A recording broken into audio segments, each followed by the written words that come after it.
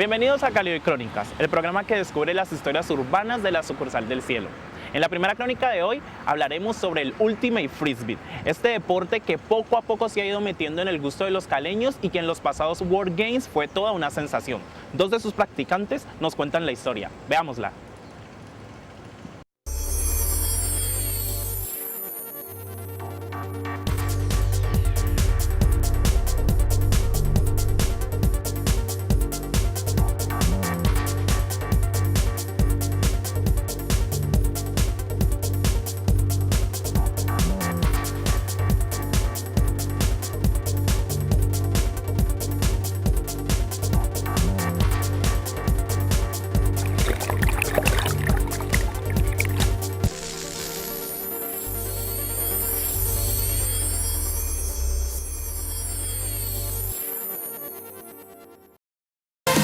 Históricamente, Cali ha sido una ciudad deportiva, en donde el fútbol, la natación, el básquetbol y otros deportes despiertan la misma pasión que la salsa y la rumba. Y aunque el balompié sigue siendo el deporte rey, tanto en Cali como en Colombia, en los últimos años los caleños se han ido abriendo a otras prácticas deportivas. Una de ellas es el Ultimate. Una práctica que si se ve solo por unos minutos podría pasar solo como un juego divertido con un disco de frisbee, pero que tiene una historia, reglas y toda una maquinaria detrás. Hace alrededor de 3 años en Cali solamente había un equipo que nos representaba y poco a poco pues la disciplina se fue conociendo gracias a los World Games y de ahí nació la necesidad de crear ya procesos junior, porque pues ya la gente adulta al momento de ir a competir a pruebas nacionales se estaba quedando. Nosotros estamos aquí en la Comuna 2 haciendo exhibiciones en los colegios, fuimos a los colegios a hacer reclutamiento, por así decirlo, también hicimos exhibiciones en la ciclovía. Y de esa forma pues salió el grupo aquí del barrio Brisas de los Álamos. Fui deportista casi toda mi vida. Cuando entré a la universidad conocí el Ultimate, comencé a jugarlo, a practicarlo y me gustó tanto que vi la necesidad de comenzar a grupos formativos. Entonces al principio aquí en Cali no había, entonces nosotros fuimos pioneros con mi grupo de trabajo que es David López, Alexander Tobón, Robinson Díaz y mi persona, comenzamos a trabajar en las comunas. Hacer que los caleños se interesaran por este deporte no fue nada fácil. Lograr que los jóvenes se acercaran a él con el mismo entusiasmo con el que se acercan a una pelota de fútbol y que poco a poco sintieran respeto y cariño por la disciplina fue un trabajo arduo que David y Felipe supieron realizar de una forma muy efectiva. Con unos amigos lo que hacíamos era venir aquí a la zona y nos poníamos a jugar, a lanzar. Y entonces hacíamos, por ejemplo, aprovechábamos la ciclovía y en medio de la ciclovía les mostrábamos el deporte y los invitamos a participar. Íbamos a los colegios, estábamos en las kermeses, hacíamos exhibiciones, pegábamos pancartas. Es algo difícil porque el primer entrenador es el padre de familia y los padres de familia ni los niños conocían el deporte. Entonces, primero era un trabajo de culturización del deporte para la comunidad. Entonces eso fue lo más complicado del proceso. ¿Qué hace diferente y atrayente al Ultimate? ¿Por qué practicar este deporte y no otro? Es bien sabido que nacionalmente el deporte que más apoyo recibe es el fútbol y que la selección nacional por fin le está dando gratos momentos al país desde su participación en Brasil 2014. Pero el fútbol, como muchos otros deportes, tienden a ser agresivos y muy competitivos, pero no en una forma sana. El Ultimate tiene la característica de ser un deporte autoarbitrado, es decir, los mismos jugadores hacen respetar las reglas del juego y procuran que los encuentros estén limpios de peleas y malos entendidos. El Ultimate tiene una característica especial, él está basado en el espíritu de juego.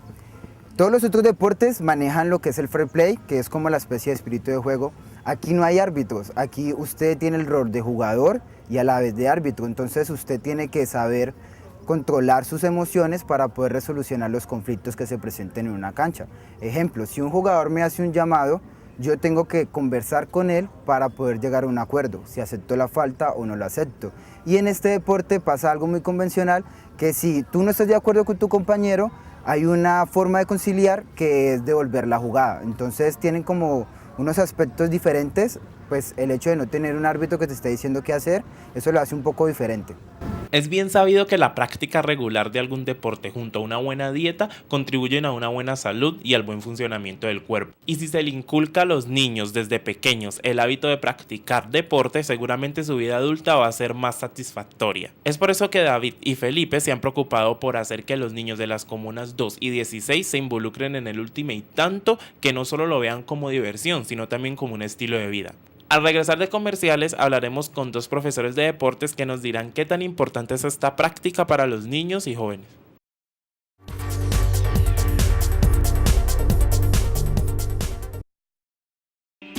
Para lograr la universidad que todos queremos, transformación y buen gobierno.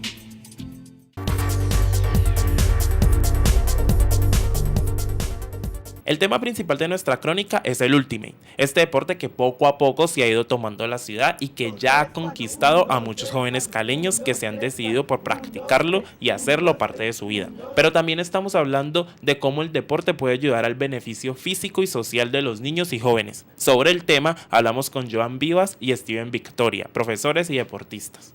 Para mí el deporte es un estilo de vida donde te puede llevar no solo a altos logros, sino a una forma de vivir. Por ejemplo, todos los deportistas no son profesionales, hay deportistas amateur también. Entonces, si no eres deportista profesional, puedes ser deportista amateur y puedes tomar ese estilo de vida y llevar todo tu rumbo hacia él. Entonces creo que por supuesto el deporte te puede sacar de malas compañías. El deporte te inculca disciplina. Fuera de que te inculca disciplina, pues vas a aprender a educar tu cuerpo, es decir, de una manera motriz, pues te vas a ver, llamémoslo de una manera coordinada, ¿ya? Entonces digamos que tiene influencia sobre muchas cosas, como es lo social, como es la ayuda en tu casa, con la disciplina, el colegio, en el estudio.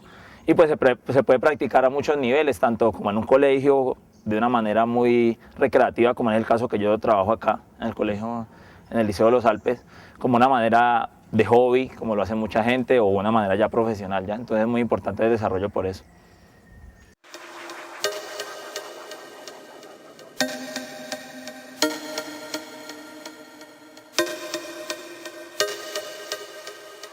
El deporte recreativo es salud. El deporte recreativo lo puedes hacer después de la escuela, después del colegio. Cuando estás en la universidad puedes unirte a algún grupo deportivo y primero puedes hacer algo en tu tiempo libre y segundo que todo vas a mantener una forma de vida saludable, una forma de vida sana y vas a dispersar tu mundo. Haciendo deporte puedes llegar a conocer muchas personas y muchos lugares que si no haces deporte no lo vas a poder hacer. El primero y más importante es que los niños vinculen al deporte como una práctica saludable dentro de sus vidas y utilicen bien su tiempo libre. Y ya secundario es que ellos alcancen el alto rendimiento o las altas metas deportivas. Pero lo principal es sacar a los niños de las calles y ponerlos a hacer algo que realmente sea productivo para ellos. Con la experiencia que he tenido enseñando en las comunas de Cali, me he dado cuenta del cambio que se tiene en los jóvenes. Hay muchos jóvenes que realmente tenían muchos problemas en sus casas, que tenían problemas normales de los jóvenes de ahora, vicios y cosas así, y poco a poco que fueron adaptándose al deporte, fueron logrando ese cambio en sus vidas y se les nota ahora son jugadores, ya deportistas y tomaron esa cultura. El deporte es salud, es disciplina, es entrega y pasión, y el Ultimate recoge todos estos elementos, además de coraje y entrega. Iniciativas como las que lideran David y Felipe son las que se necesitan en la ciudad para alejar a los jóvenes de las armas y acercarlos a un balón o, por qué no, a un disco de frisbee. Sección Panorama, con el patrocinio de Crecer en Familia. Pon tu fuerza en la unión familiar.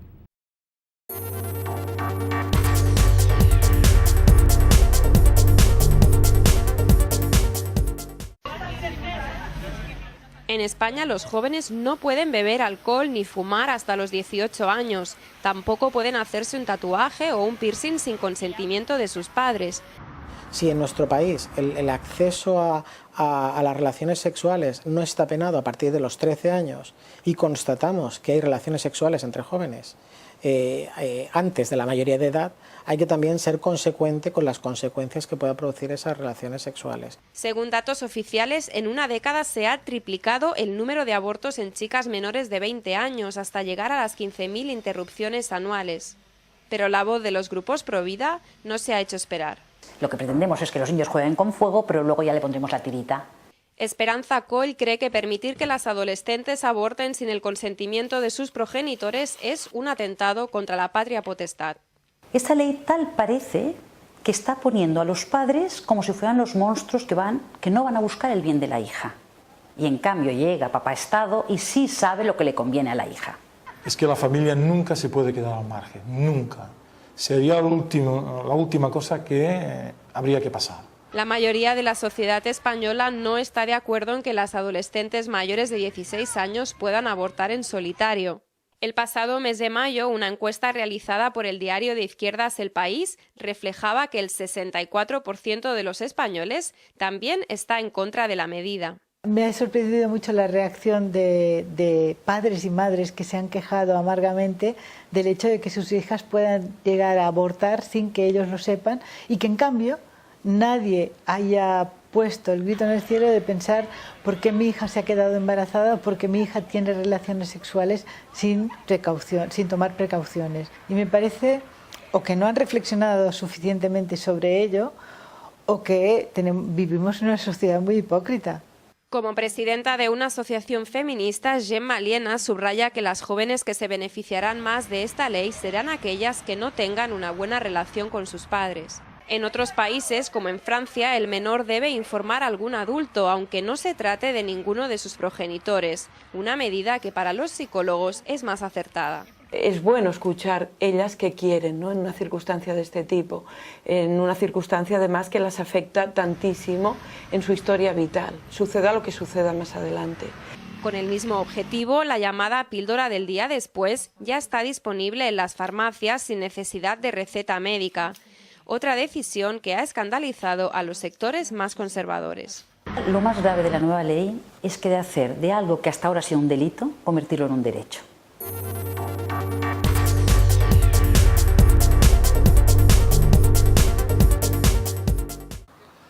Saludos a todos. ¿Han parqueado su vehículo en algún lugar de la ciudad y lo han multado por ello? ¿O incluso le han inmovilizado su vehículo? ¿Sabe usted si esa inmovilización es legal o no? Aquí está la crónica jurídica para que usted conozca sus derechos.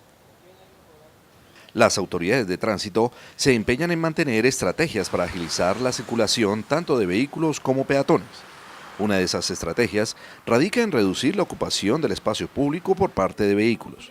Y para ello cuentan con diversos mecanismos.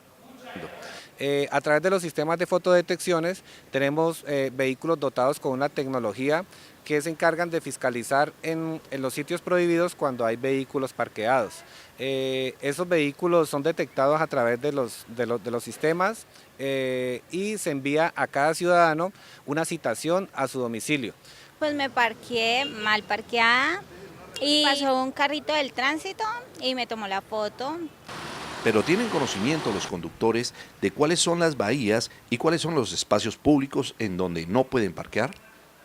Esto le ocurrió a José Camargo pensando que estaba parqueado legalmente en una supuesta bahía de una de las avenidas de la ciudad. Fui, hice la vuelta, cuando regresé no sabía nada, me fui normalmente. A los 2 días me llega a mi casa un comparendo.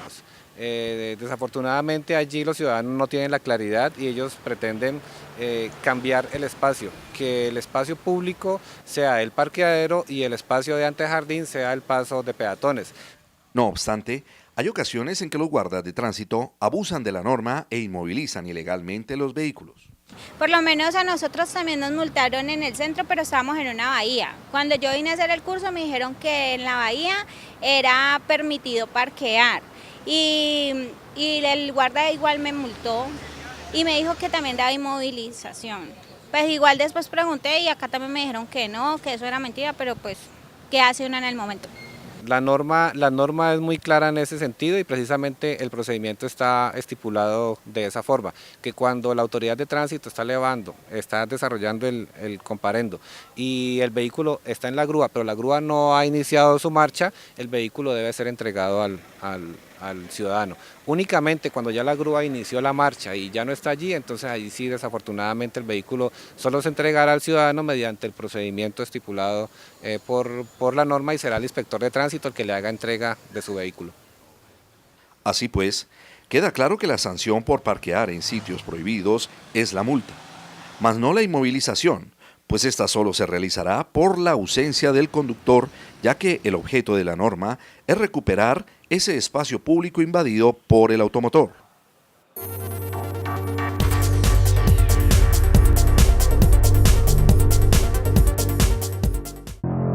En el año de 1931, la mujer colombiana debía dedicarse exclusivamente al hogar.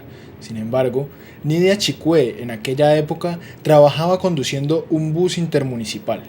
Ella es proveniente del Cauca y actualmente tiene 83 años. Con una gran sonrisa, nos recibe en el calor de su hogar en Yumbo y nos cuenta su interesante historia. Nidia es tal vez la primera mujer en conducir un vehículo público en el Valle del Cauca y en todo Colombia. No, pues yo tenía como 14 años o 15, así de esa edad. Y yo aprendí a manejar el bus, la volqueta esa. Y ya cuando ya estaba señora, que ya me había casado y todo, fue que pasó lo del bus, ¿no? Que cogí el bus. Ya tenía yo 7 hijos en ese entonces. Entonces a mí me daba miedo, no de manejar, sino que me daba miedo de que me tocara andar vacía, porque yo era una mujer y era la primera mujer que había, pues que iba a salir a conducir. Entonces, no, pues yo creo que no se me monte nadie.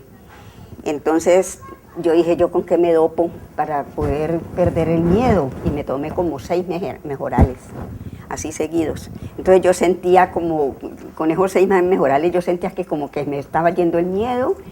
Y entonces vine aquí al control, aquí en Yumbo, que el bus era de acá detrás Yumbo.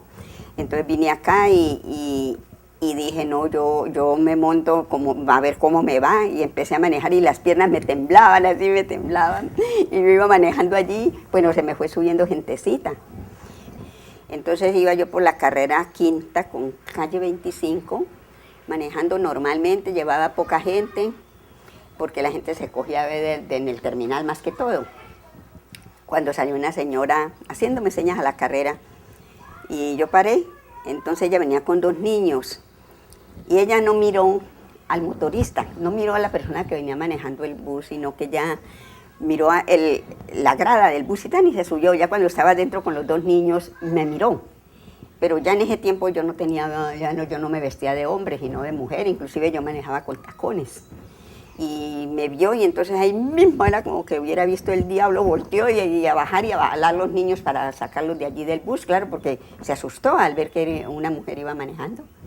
Entonces yo le dije, mire señora, yo anduve un poquitico, le dije, señora, no se baje, camine, móntese, que usted va segura, yo manejo bien, camine y verá, que no sé qué.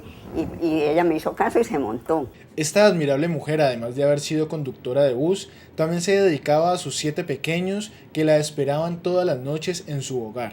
Todos los días empezaba su jornada desde las 5 de la mañana, preparaba el desayuno de sus 7 hijos y se iba a trabajar, haciendo de padre y de madre a la vez en una sociedad que pensaba que por ser mujer era incapaz de salir adelante.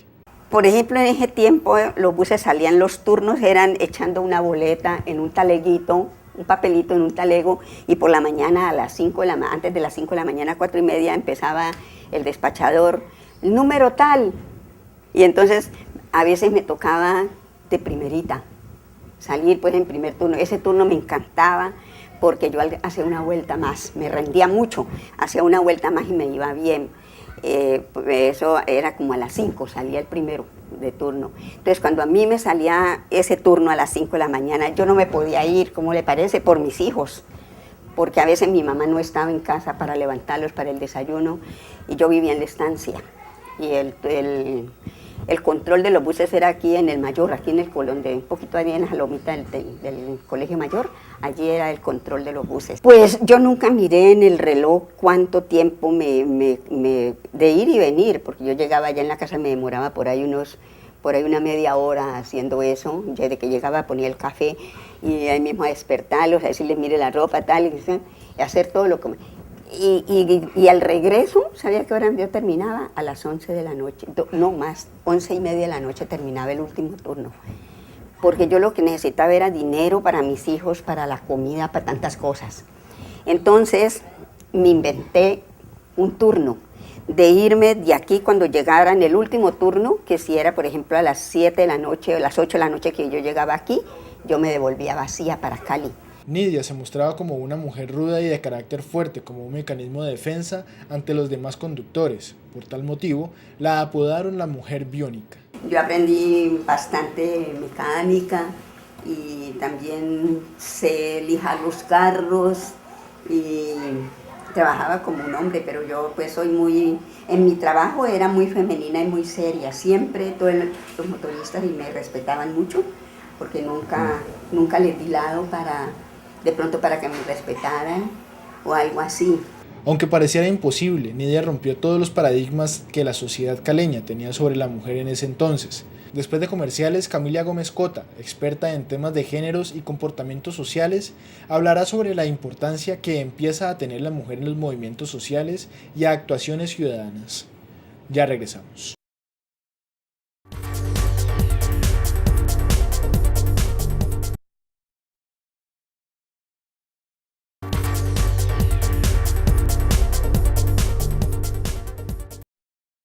Desde 1930 hasta 1950, la mujer en Colombia no era considerada parte activa de los procesos sociales y democráticos en el país, pero Nidia Chikwe desafió a la sociedad machista que la rodeaba y manejó por primera vez en 1931 un bus intermunicipal, convirtiéndose así una representación de esfuerzo, valentía y libertad de la mujer vallecaucana. En los años 50 eran limitadas las posibilidades laborales y de oficios de las mujeres. Solo hasta 1930 y algo, 1932, se decretó la posibilidad de que las mujeres pudieran acceder a la universidad. Y solo hasta los años 50 se le dio el derecho civil del voto, del sufragio. Entonces, estamos hablando de la primera mitad del siglo XX, bastante machista, que no posibilitaba muchas facilidades para la labor profesional o de oficios en las mujeres. Colombia fue uno de los últimos países de América Latina en concederle derechos políticos a las mujeres. Incluso, la mujer colombiana solo pudo asistir a las urnas hasta hace 50 años, haciendo uso de su poder democrático por primera vez en 1957. Pensaba que la mujer solamente tenía un proyecto, el proyecto de casarse y de estar en una familia o de ir a la iglesia, de irse a un convento, de ser beata, ¿cierto? Las personas que no, las mujeres que no, que son la gran mayoría, esa es la historia no oficial que se sabe muy poco.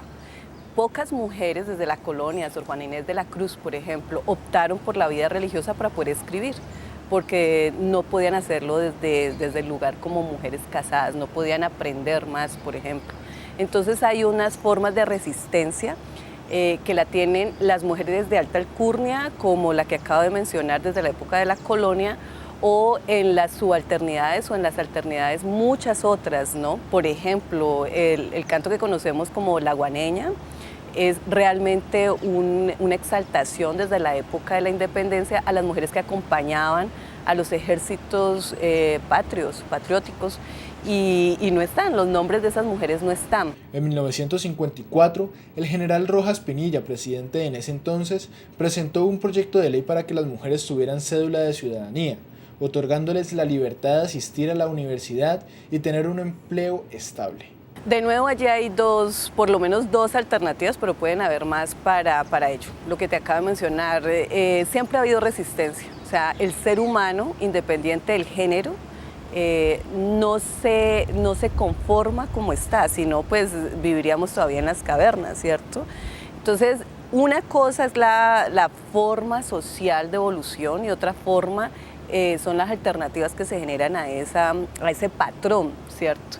Entonces, desde siempre ha existido alternativas. Vuelvo y te digo, por ejemplo, volviendo a nuestro momento patrio, la Pola, tenemos exactamente la fecha de muerte, pero no de su nacimiento porque era una mujer, no era una prócer, sino hasta su muerte. En pleno 2014, la mujer colombiana aún se enfrenta a situaciones machistas, pero al igual que Nidia Chikwe, todos los días luchan por sus derechos civiles y su reconocimiento como parte fundamental de la sociedad.